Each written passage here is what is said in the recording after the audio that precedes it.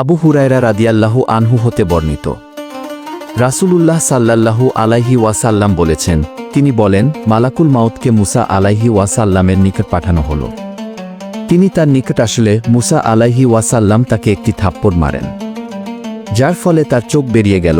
তখন মালাকুল মাউত তার প্রতিপালকের নিকট ফিরে গিয়ে বললেন, আমাকে এমন এক বান্দার কাছে পাঠিয়েছেন যে মরতে চায় না।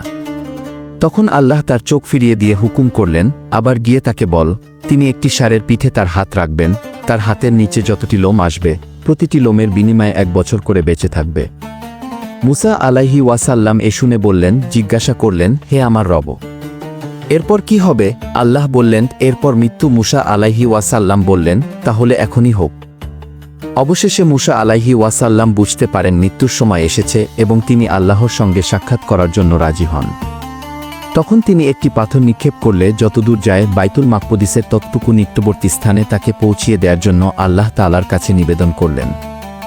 আল্লাহর রসূল সাল্লাল্লাহু আলাইহি ওয়াসাল্লাম বলেছেন, আমি সেখানে থাকলে অবশ্যই পথের পাশে লাল বালুর টিলার নিকটে তার কবর তোমাদের দেখিয়ে দিতাম।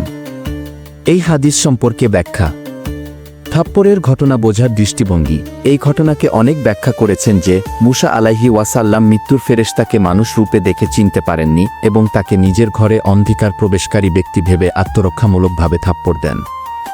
হাদিসের বিবরণ: সহিহ বুখারী হাদিস নং 1339 এবং সহিহ মুসলিম হাদিস নং 2372।